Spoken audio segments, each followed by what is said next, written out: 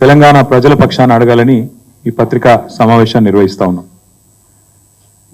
అదానీ గారి బండారం మళ్ళీ అంతర్జాతీయ స్థాయిలో బయటపడింది. అమెరికా నుంచి ఆఫ్రికా వరకు ఇవాళ ఈ అదానీ వ్యవహారం ప్రకంపనలు సృష్టిస్తూ ఉంది. గతంలో దర్యాప్తు సంస్థలు జోక్యం చేసుకోవాలని కోరినా, జాయింట్ పార్లమెంటరీ కమిటీ వేయాలని కోరినా ఎన్నడూ ప్రభుత్వం పట్టించుకోలేదు. ఈరోజు అమెరికాలోని ఒక కోర్టు మరి స్పష్టంగా ఇక్కడ జరిగింది ఇది, ఇందులో డబ్బులు చేతులు మారాయని చెప్పిన తర్వాత ఇది మొదటిసారి కాదు, రెండవసారి అదానీ వ్యవహారంలో గతంలో హిండెన్బర్గ్ రిపోర్ట్తో ఒకసారి, ఇప్పుడు రెండవసారి ఈ న్యూయార్క్ కోర్టు ఏదైతే తీర్పిచ్చిందో దానివల్ల భారతదేశ ప్రతిష్ట అంతర్జాతీయ స్థాయిలో మసకబారిన మాట వాస్తవం. సరే, దాని వెనకాల ఉన్న పెట్టుబడిదారులు, ఎంతో మంది ఇన్వెస్టర్లు, పబ్లిక్ లిస్టెడ్ కంపెనీలలో పెట్టుబడి పెట్టిన కొంతమంది మదుపరులు అంటే ఇన్వెస్టర్లు, చిన్న చిన్న వాళ్ళు కూడా నష్టపోయినారు. కాకపోతే ఒకటి మాత్రం వాస్తవం, గత 10 ఏళ్ల పాటు కేసీఆర్ గారి ప్రభుత్వం తెలంగాణలో ఉన్నంత కాలం అదానీ ఎంత ప్రయత్నం చేసినా, ఎన్ని రకాలుగా ఆనాడు మమ్మల్ని కన్విన్స్ చేసే ప్రయత్నం చేసినా, ఆనాడు నేను పరిశ్రమల శాఖ మంత్రిగా కూడా ఉన్నాను, ఏనాడు కూడా మేము ఈరోజు అక్కడ కేంద్రంలో బీజేపీ, ఇక్కడ రాష్ట్రంలో రేవంత్ రెడ్డి గారు ఎర్రతివాచి పరిచి ఏదైతే స్వాగతం పలికారో మేము మాత్రం ఆ పని చేయలేదు. ఎన్నడూ ఆయన నిబంధనలకు మేము ఒప్పుకోలేదు. ఒకటి వాస్తవం, రేవంత్ రెడ్డి ప్రభుత్వం రాగానే మరి బడాబాయ్ ఆదేశం ఇచ్చినట్టున్నారు, చోటాబాయ్ అమలు చేసినట్టున్నారు.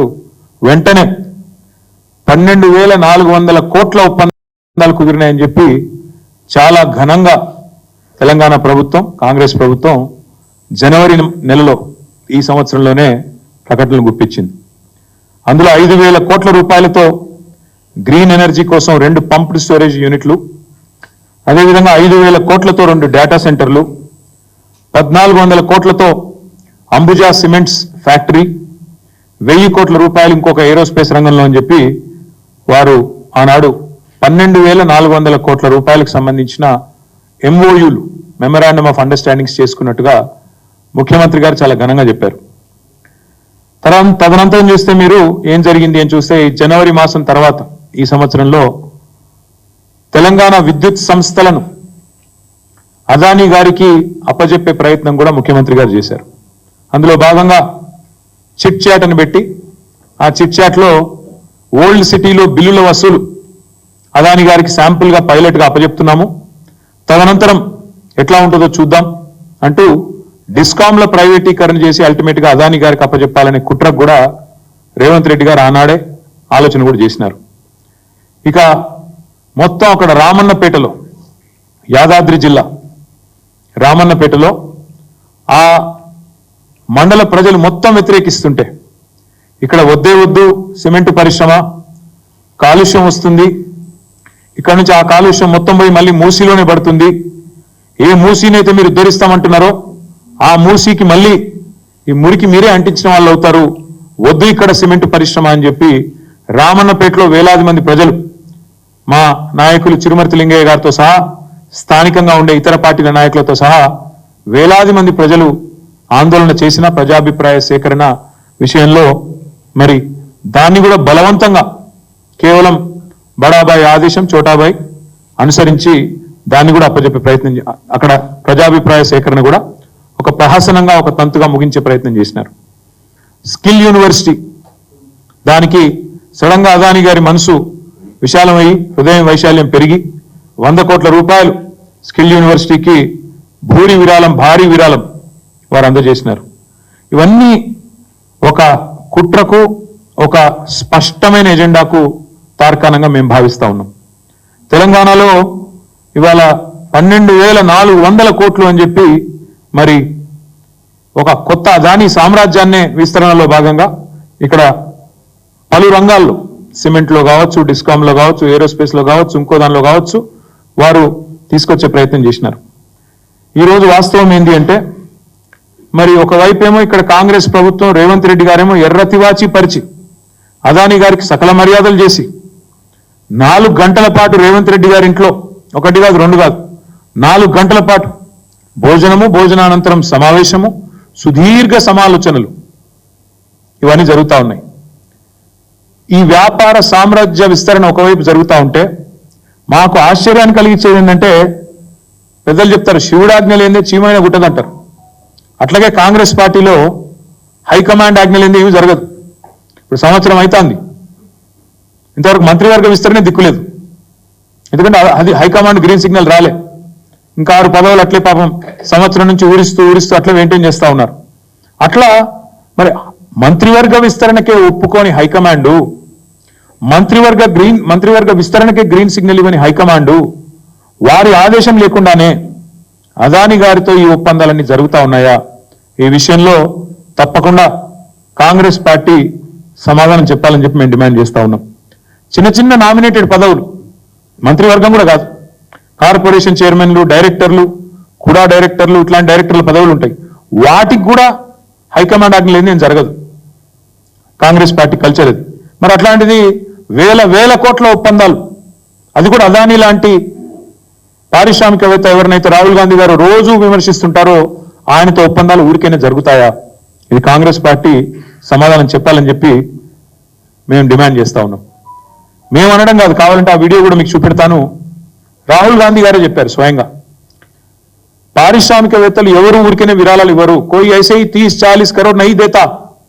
ఇది రాహుల్ గాంధీ స్వయంగా మహారాష్ట్ర ఎన్నికల్లో, నిన్నగాక మొన్న జరిగిన మహారాష్ట్ర ఎన్నికల్లో స్వయంగా రాహుల్ గాంధీ గారు చెప్పిన మాట, కోయి ఐసే 30-40 కరోడ్ నహీ దేతా. ఊరికనే 30-40 కోట్ల విరాళాలు ఎవరు ఇవ్వరు, ఏదో పెద్దది ఆశించే వ్యాపార ప్రయోజనాల కోసమే అందులో నీకింత నాకింత అని చెప్పి ఇస్తారు అని రాహుల్ గాంధీ గారే స్వయంగా చెప్పారు. మరి 30-40 కోట్ల ఎవరు ఉత్తగియకపోతే 100 కోట్లు అదానీ గారు విరాళంగా ఇస్తున్నానంటే మరి ఇక్కడ కాంగ్రెస్ ప్రభుత్వం తీసుకున్నది కదా. మరి రాహుల్ గాంధీ మాటను కాదని తీసుకున్నారా, లేదా రాహుల్ గాంధీ మాటను పెడచెవిన పెట్టి తీసుకున్నారా, లేదా రాహుల్ గాంధీకి తెలిసే తీసుకున్నారా కూడా కాంగ్రెస్ పార్టీ నాయకత్వం తెలంగాణలో సమాధానం చెప్పాలి.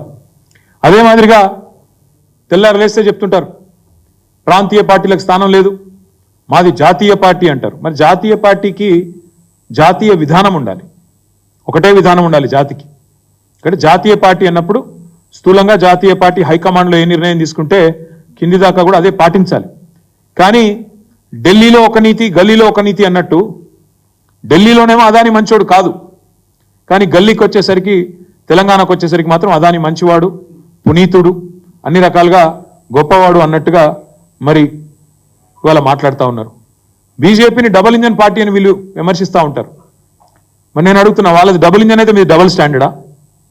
గల్లీలో ఒక నీతి, ఢిల్లీలో ఒక నీతి ఉంటుందండి అదానికి సంబంధించి. కొంతమంది మిత్రులకు తెలుసు, ఈ ఆంగ్ల సినిమాల్లో చూపెడతా ఉంటారు good cop bad cop routine అని.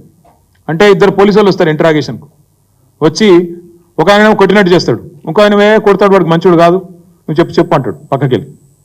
దాన్ని good cop bad cop routine అంటారు. నాకు తెలిసి కాంగ్రెస్ పార్టీ కూడా అట్లే good Adani bad Adani routine పెడుతున్నది. గుడ్ అదానీ ఎప్పుడు? వాళ్ళకు చందాలు ఇచ్చినప్పుడు, వాళ్ళ ప్రభుత్వంతో దందా చేసినప్పుడు, వాళ్ళ పార్టీకి సంబంధించి వ్యాపారం ముడుపులప్పచెప్పినప్పుడు గుడ్ అదానీ. బ్యాడ్ అదానీ ఎప్పుడు? ఇతర పార్టీలతో, అక్కడుండే ప్రభుత్వాలతో సంబంధాలు పెట్టుకుంటే బ్యాడ్ అదానీ. అందుకే నేను ఇవాళ రాహుల్ గాంధీ గారిని సూటిగా అడుగుతా ఉన్నా. తెల్లారు లేస్తే మీరు మాట్లాడుతూ ఉంటారు, ఉపదేశాలు ఇస్తూ ఉంటారు. నిన్న కూడా 1.5 గంటల సేపు మాట్లాడిండు రాహుల్ గాంధీ గారు. అదానీ అవినీతి, నేను ఎప్పటి నుంచో చెప్తున్నా ఈయన మంచోడు కాదని, ఈయన వెనక పెద్దోళ్ళు ఉన్నారు, ప్రధాని ఉన్నాడు, మోడీ ఉన్నాడు అని తెల్లారు లేస్తే రాహుల్ గాంధీ గారు మాట్లాడతారు. రాహుల్ గాంధీ గారిని సూటిగా అడుగుతా ఉన్నాం, మీరు తెలంగాణలో కాంగ్రెస్ ప్రభుత్వం చేస్తున్న దందా అదానితో మీరు సమర్థిస్తున్నారా లేదా? ఒకటే మాటలో చెప్పండి.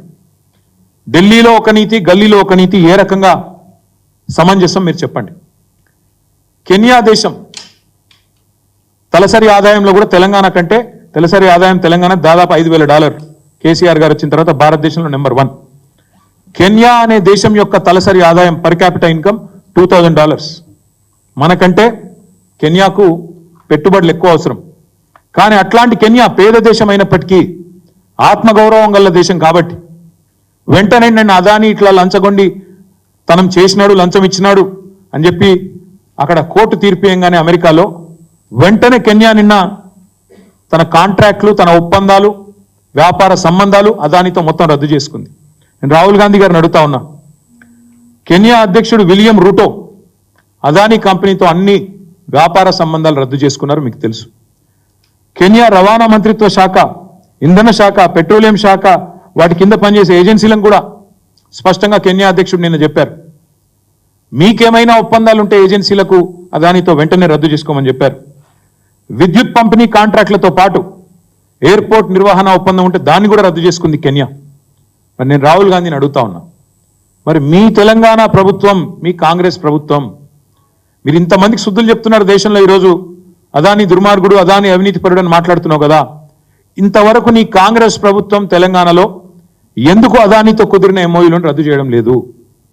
మీరే అన్నారు కదా, వ్యాపారవేత్తలు ఎవరు 30-40 కోట్లు ఉత్తగానే ఇయ్యరని, నీకింత నాకింత అని చెప్పి ప్రయోజనం ఆశించే ఇస్తారని మీరే చెప్పిండ్రు కదా. మరి ఎంత ఆశించి మీరు అదానితో 12,400 కోట్ల ఒప్పందాలు కుదుర్చుకున్నారు? వాటిని రద్దు చేసి మీ ముఖ్యమంత్రికి ఫోన్ చేసి ఆదేశం ఇచ్చి అదానితో ఉన్న ఎంఓయూలు రద్దు చేసుకోమని చెప్తారా, చెప్పరా? దయచేసి మీరు స్పష్టత ఇవ్వాలని చెప్పి రాహుల్ గాంధీ గారిని కోరుతా ఉన్నాం. ఢిల్లీలోనేమో కుస్తీలు పడుతున్నట్టు పోజులు, అదాని గారితో మేమేదో కుస్తీ పడుతున్నాం, అదానితో ప్రధానితో మేమే కొట్లాడుతున్నాం అని 10 ఏళ్ళు పోజులు కొట్టిండ్రు. ఆ 10 ఏళ్ళు ఇక్కడ మేము అదానిని రాకుండా మేము ఆపినాం. మళ్ళీ ఇక్కడ అధికారంలో కాంగ్రెస్ రాగానే రేవంత్ రెడ్డి గారు దోస్తీ చేస్తుంటే అదే అదానితో ఎందుకు కళ్ళు మూసుకున్నారు రాహుల్ గాంధీ గారిని మేము అడుగుతా ఉన్నాం. సమాధానం చెప్పాలని చెప్పి కూడా డిమాండ్ చేస్తున్నాం. అదానితో దేశానికి నష్టమట, అదానితో దేశానికి నష్టమట, ఇది రాహుల్ గాంధీ గారి వాచ. మరి అదానితో దేశానికి నష్టం అయితే దేశంలో అంతర్భాగమైన తెలంగాణకు నష్టం కాదా? అదానితో వేరే రాష్ట్రాల్లో నష్టమైతే, ఆయా ప్రాంతాల ప్రజలకు నష్టమైతే మరి ఇక్కడ తెలంగాణలో నష్టం కాదా? లాభం ఎట్లా అవుతుంది? రాహుల్ గాంధీ గారు చెప్పాలని చెప్పి మేము డిమాండ్ చేస్తా ఉన్నాం.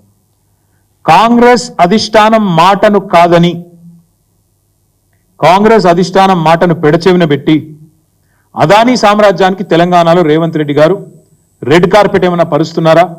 ఇది కూడా తప్పకుండా, ఒకవేళ అట్లా జరుగుతున్న మాట వాస్తవం అయితే మరి ఆయన మీద చర్య తీసుకుంటారా, తీసుకోరా? ఇది కూడా రాహుల్ గాంధీ గారు సమాధానం చెప్పాలి.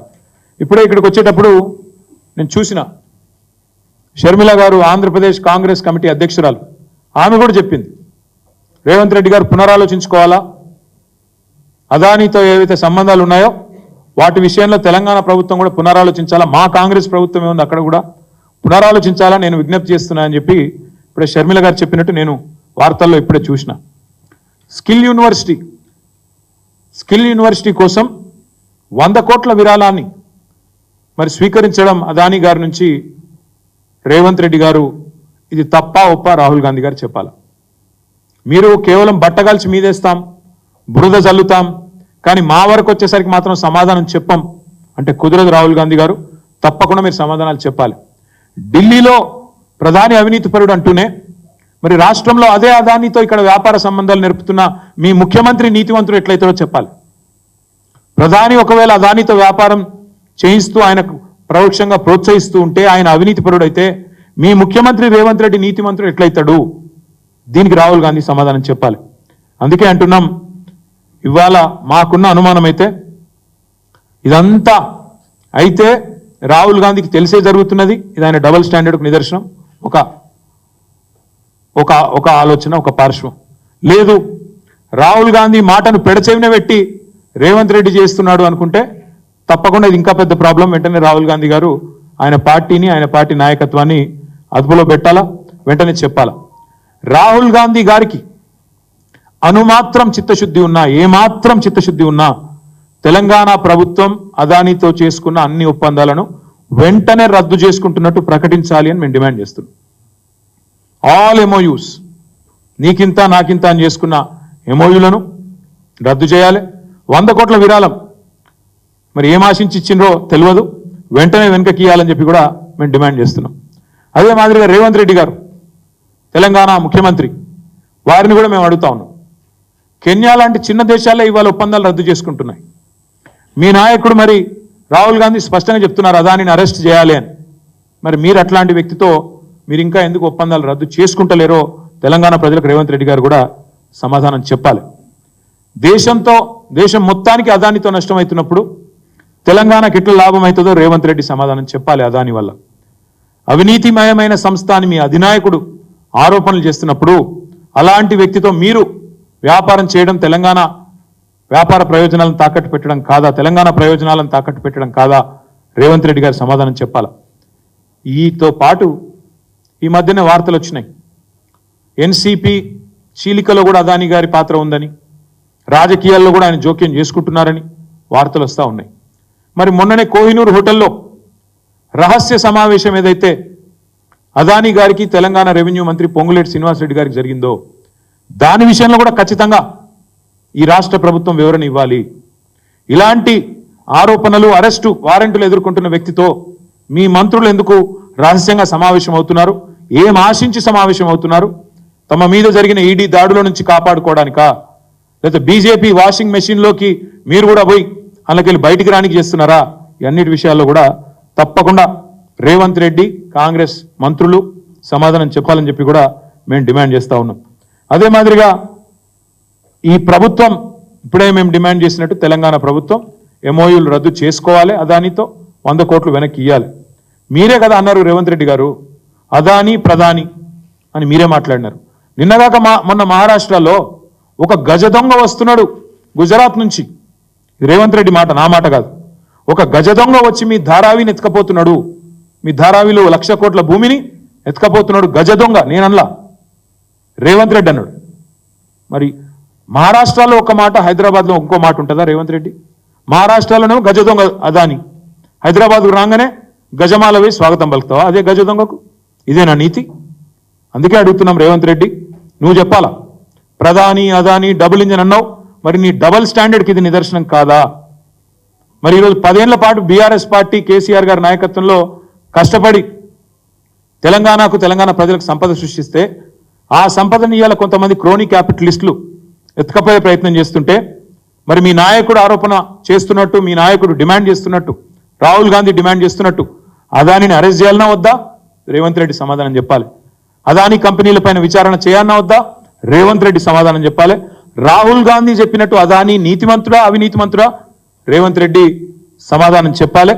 తెలంగాణ ప్రజల ముందుకు వచ్చి ఏ కారణం చేత మీరు ఈ రకంగా వ్యవహారం చేస్తున్నారో తప్పకుండా సమాధానం చెప్పాలని మేము డిమాండ్ చేస్తా ఉన్నాం.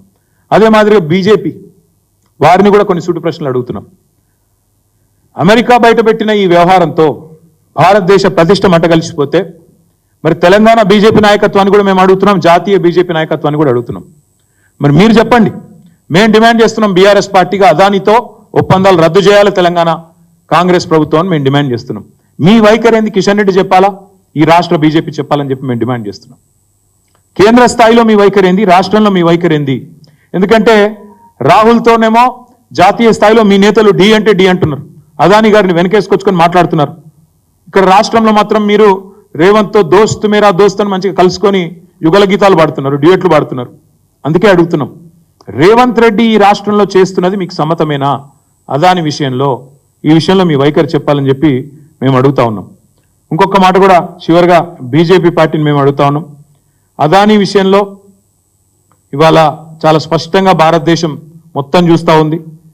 జాతీయ పార్టీలు రెండు కూడా ఒకటే వైఖరితో ఉన్నట్టుగా కనబడతా ఉంది. దాదాపుగా పైకి ఏం చెప్పినా లోపల మాత్రం ఒకటే అన్నట్టుగా కనబడతా ఉంది. మేము ఇక్కడ రామన్నపేటలో అదాని గారి సిమెంట్ పరిశ్రమ వస్తున్నదని చెప్పి మరి ప్రజాభిప్రాయ సేకరణ పెడితే అన్ని పార్టీలు, కమ్యూనిస్ట్ పార్టీలు, బీఆర్ఎస్ పార్టీ, ప్రజా సంఘాలు, ప్రజలు, స్థానికంగా ఉండే విద్యార్థులు అందరూ ఉద్యమించినారు. తప్పకుండా ఇది రావద్దని కోరినారు. కాలుష్యం మూసీలోకి వస్తుందని చెప్పి ఆ ప్రాంత రైతులు కూడా వ్యతిరేకిస్తూ ఉన్నారు. కానీ ఇప్పటి వరకు రెండే పార్టీలు మాట్లాడలేదు, నోరు విప్పట్లేదు. ఒకటి కాంగ్రెస్, రెండోది బీజేపీ. అందుకే మేము అనేది, తెలంగాణ ప్రయోజనాల విషయంలో ఎన్నటికైనా రాజీ లేకుండా పొట్లాడేది, రాజీ లేకుండా మాట్లాడేది, రాజీ లేకుండా పోరాటం చేసేది, ఎక్కడికైనా పోయేది ఒక్క టీఆర్ఎస్ మాత్రమే, ఒక బీఆర్ఎస్ మాత్రమే, ఒక కేసీఆర్ మాత్రమే, కేసీఆర్ సైన్యం మాత్రమే. అందుకే తెలంగాణ ప్రజలకు కూడా విజ్ఞప్తి చేస్తా ఉన్నాం, మీరు కూడా ఆలోచించండి. ఈ అదాని వ్యవహారంతో వీళ్ళిద్దరి మధ్యన ఉన్న బంధం మరొక్కసారి బయటపడ్డది. ఇవాళ నేను లేవనెత్తిన ప్రశ్నలకు రాహుల్ గాంధీ గారు, రేవంత్ రెడ్డి గారు, కిషన్ రెడ్డి గారు, జాతీయ స్థాయిలో బీజేపీ జాతీయ నాయకత్వం, మోదీ గారు అమిత్ షా గారు కూడా తప్పకుండా సమాధానం చెప్పాలని దేశం మొత్తం ఎదురు చూస్తూ ఉంది, ఏం మాట్లాడతారు అని. వారు చెప్తారని కూడా ఆశిస్తున్నాం, తప్పకుండా చెప్పాలని చెప్పి కూడా డిమాండ్ చేస్తూ ఈ వ్యవహారంలో తప్పకుండా మరి మీడియా తన పాత్ర తాను పోషిస్తూ ఉంది. మీకు అభినందనలు. తప్పకుండా మిమ్మల్ని కూడా నేను కోరుతా ఉన్నాను, ఈ వ్యవహారాన్ని ఇప్పుడు మేము లేవనెత్తిన ప్రశ్నలని ముఖ్యమంత్రి గారిని రాహుల్ గాంధీని దయచేసి అడగండి, ప్రశ్నలు అడగండి, వారి వైఖరి చెప్పమనండి. తెలంగాణలో తప్పు, తెలంగాణలో ఒప్పు, బయట తప్పెట్లయితుంది, తప్పకుండా అడగాలని చెప్పి కూడా కోరుతూ మీ అందరికీ కూడా ధన్యవాదాలు, నమస్కారం.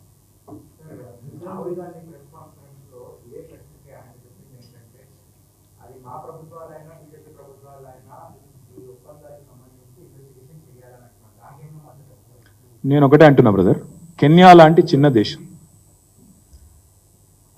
ఈ వార్త రాగానే మొత్తం తన ఒప్పందాలని రద్దు చేసుకుంది. ఇప్పుడేం చెప్పాను కదా, ఏ రంగాల్లో రద్దు చేసుకుంది మళ్ళీ చెప్పమంటే చెప్తా. మొత్తంగా 1-2 కాదు, దాదాపు మొత్తం వారికి ఉన్న ఒప్పందాలు అన్ని డిపార్ట్మెంట్స్ అన్ని కూడా రద్దు చేసుకున్నారు.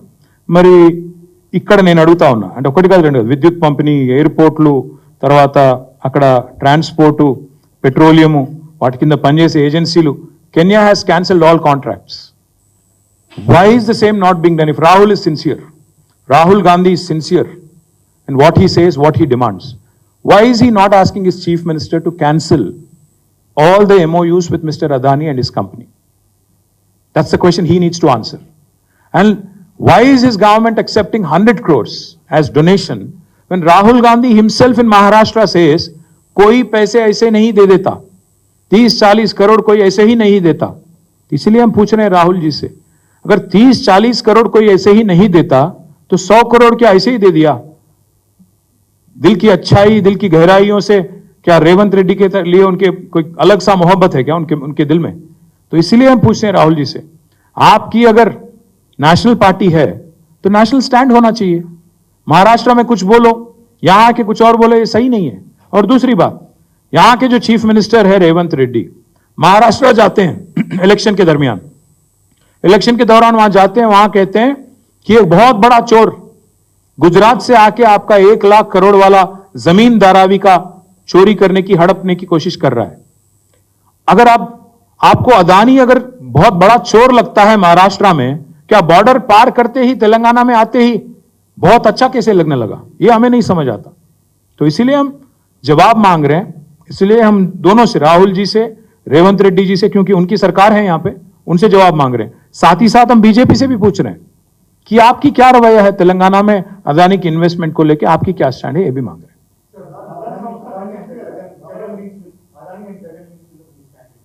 ఏం లింక్స్ ఉన్నాయి?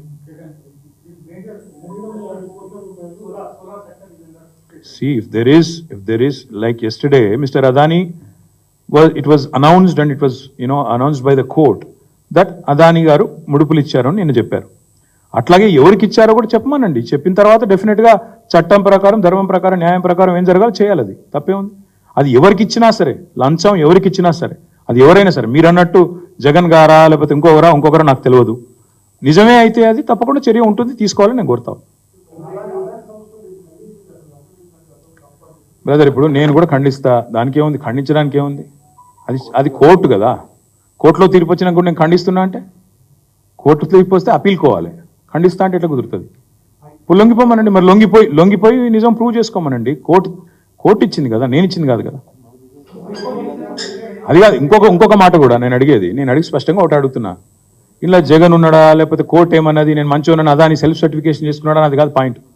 రాహుల్ గాంధీ నీతేంది భయ్, నాకు అర్థం కాదు. గంట సేపు ఉపన్యాసం ఇస్తాడు, వాళ్ళ ప్రభుత్వం ఇక్కడ అదాని గారికి ఎర్ర కార్పెట్ వరుస్తుంటే దానికి సమాధానం చెప్పే బాధ్యత లేదా? చెప్పరా? మహారాష్ట్రలో దొంగ అవుతాడు, ఇక్కడ మంచోడు అవుతాడు. అసలు నిజంగా కాంగ్రెస్ పార్టీ మీద రాహుల్ గాంధీకి ఏమైనా కంట్రోల్ ఉందా? పూర్తిగా అదుపాపకి నెల తప్పిపోయారు అందరూ. అందుకే అడుగుతున్నాం.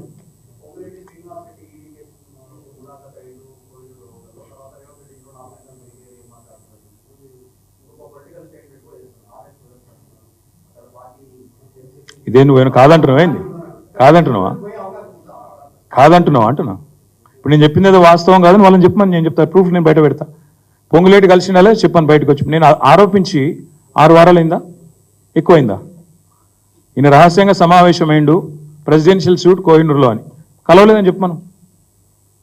కలవలేదని చెప్పమని చూస్తా. చెప్పిండా ఇప్పటివరకు? నేను మధ్యలో మస్తుగా మాట్లాడుతున్నా ప్రశ్నలు ఈ బాంబు ఆ బాంబు అని. ఎడవాయ మరి బాంబుల శాఖ మంత్రి. నేను ఇంకోటి అడుగుతున్నా బ్రదర్, స్పష్టంగా అడుగుతున్నా. ఎక్కడన్నా ఒక ఈడీ రైడ్ అయితే వెంటనే బయటకు వచ్చి అర్జెంటుగా ప్రెస్ రిలీజ్లు వస్తాయి, లీకులు వస్తాయి, ట్వీట్లు వస్తాయి ఈడీ నుంచి. 6 వారాలు అయిపోయాయి. ఒక్క బీజేపీ వాడు మాట్లాడాడు, కాంగ్రెస్ వాడు మాట్లాడాడు, ఈడీ మాట్లాడదు, మిలేకర్లు అడిగారు. ఏమైతుంది మరి దేశంలో? అందరూ మొత్తం ఎవరు మాట్లాడరా? శ్మశాన నిశ్శబ్దమా? ఇక మేము కూడా మాట్లాడద్దా ఏంది? బరాబర్ మాట్లాడతాం. వీళ్ళ రహస్య ఒప్పందాలు, చీకటి దోస్తానాలు, మామిడిపల్లిలో భూభాగోతాలు ఇవన్నీ తొందరలో వస్తాయి బయటికి. తొందర ఎందుకు? ఒక్కొక్కటి తర్వాత ఒక్కొక్కటి వస్తుంది. బ్రదర్, ఫస్ట్ పాయింట్ ఏంటంటే మీరు మొత్తం చదివినట్లేరు, సరిగ్గా విన్నట్లేరు. మొన్నటిదాకా ప్రభుత్వం ఏం వాదించింది? అసెంబ్లీ సెక్రటరీ గారు, స్పీకర్ గారు ఏం వాదించారు? కోర్టుకు అధికారం లేదు అన్నారు. స్పీకర్ని ఆదేశించే అధికారం కోర్టుకు లేదన్నారు. వాళ్ళ కోర్టు ఏం చెప్పింది? ఖచ్చితంగా స్పీకర్ గారు నిర్ణయం తీసుకోవాలా అని చెప్పింది. రీజనబుల్ పీరియడ్లో తీసుకోమని చెప్పింది. Reasonable period is also defined. మీరు దయచేసి కొద్ది స్టడీ చేయండి, అధ్యయనం చేయండి. Reasonable period already Supreme Court covered judgement ఉంది, 3 నెలల లోపల తీసుకోవాలా అని. నిన్నటిదాకా ప్రభుత్వం చేసిన వాదన, స్పీకర్ చేసిన వాదన ఏంది? మీకు నన్ను శాసించే అధికారం లేదు అని చెప్పారు. ఇవాళ హైకోర్టు సీజే గారు బెంచ్ ఇచ్చింది తీర్పు. ఖచ్చితంగా మీరు నిర్ణయం తీసుకోవాలని ఇచ్చింది డిస్క్వాలిఫికేషన్ పిటిషన్ మీద. రెండవది రీజనబుల్ పీరియడ్లో తీసుకోమన్నారు. రీజనబుల్ పీరియడ్ అంటే సుప్రీంకోర్టులో కవర్డ్ జడ్జిమెంట్ ఉంది. మణిపూరా మేఘాలయనా? మణిపూర్ మేఘాచంద్ర ఆయన పేరు ఉంది కదా, ఆయన మేఘం కేశాచంద్ర. ఆ కేసులో 3 నెలల లోపల ఖచ్చితంగా స్పీకర్ గారు నిర్ణయం తీసుకోవాలని కవర్డ్ జడ్జిమెంట్ ఉంది. కాబట్టి ఒకవేళ స్పీకర్ గారు నేను నిర్ణయం తీసుకోకుండా కాలయాపన చేస్తాను ఇంకా కూడా అనుకుంటే తప్పకుండా మళ్ళీ కోర్టుకు పోతాం. కాబట్టి ఒకవేళ స్పీకర్ గారు నేను నిర్ణయం తీసుకోకుండా కాలయాపన చేస్తాను ఇంకా కూడా అనుకుంటే తప్పకుండా మళ్ళీ కోర్టుకు పోతాం. ఆయన ఏదో పిచ్చివాగుడు వాగుతుంటాడు. ముందు నా ప్రశ్నలకు సమాధానం చెప్పమని. ఆయన వాగుడుకు ఇప్పుడు ఏనుగులు పోతుంటే చాలా మంది మరుగుతుంటారు, మేము పట్టించుకోం. మేము ఖచ్చితంగా స్పష్టంగా సబ్జెక్ట్ మీద మాట్లాడుతున్నాం. ఆయనకు చేత అయితే సబ్జెక్ట్ మీద మాట్లాడమను, అదాని మీద మాట్లాడమను. నేను లేవనెత్తిన ప్రశ్నలకు సమాధానం చెప్పమను. ఆయన వాగిన ప్రతిసారి పిచ్చివాగుడు మీరు లైవ్ లో చూపెట్టుడు. ఇవాళ ఆయన మాట్లాడుతుంటే పిల్లలు నిలబడుతున్నారు టీవీలో ముంగటికెళ్ళి, చెవులు మూస్తుర్రు, ఇదేం వెళ్ళరు నాయన అని. ఏడవైనా అట్లా కాదు, ఏడవైనా అదే సొలుపురాణం. అదే బాలల దినోత్సవం కోతే అదే ఒర్రుడు, అవార్డులకు పోతే అదే ఒర్రుడు, ఉద్యోగ నియామకాలకు పోతే అదే ఒర్రుడు, గుడి కాడిపోతే అదే ఒర్రుడు, ఆఖరికి బర్త్డే రోజు కూడా అదే ఒర్రుడా. ఇంత మొరుగుడు మంచిది కాదు ఆయనకు కూడా. Thank you. రేవంత్ రెడ్డికి దమ్ముంటే ఈ మాట లగచర్లకు వచ్చి చెప్పాను. రేవంత్ రెడ్డికి దమ్ముంటే కొడంగల్ ఆయన కాన్స్టిట్యున్సీ కదా, నాది కాదు కదా, రమ్మని చెప్పు. లగచర్లకు పోయి రమ్మని చెప్పు. ఇక అంతెందుకు కానీ ఫస్ట్ దీని మీద సమానం చెప్పమని రాదు. ఇక లగచర్ల ఇంకెందుకు? ఇక శ్రీకాంత్ భాయ్ మళ్ళీ మాట్లాడదాం, ఎందుకంటే అన్ని ఒక్కరోజు అయిపోతే ఎట్లా. ఒక నిమిషం. అవును, ఫోటోలు దిగినాం. అయితే ఏంది? కాదు బ్రదర్, ఫోటోలు దిగినాం.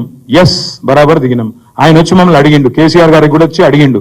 కానీ మీరు అదే తర్వాత తెల్లారి వార్త చూడండి ఏమొచ్చిందో. KCR says no to Adani's proposal.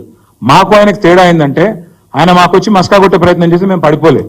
ఈయనేమో పోయి ఆయనను మొత్తానికి ఈయననే పోయి అల్మించుకొని వాళ్ళ నాయకుడు పైన తిరుగుతాడు, ఈయన పోయి అల్మించుకుంటాడు. మాకు ద్వంద్వ ప్రమాణాలు లేవు. మేము స్పష్టంగా ఉన్నాం మొదటి నుంచి. ఈయన మంచోడు కాదనుకుంటే మంచోడు కాదన్నట్టే ఉన్నాం. వస్తే మర్యాదకు నమస్తే పెట్టినాం, హలో అన్నాం, ఛాయ్ తాపించినాం, ఎలగొట్టినాం.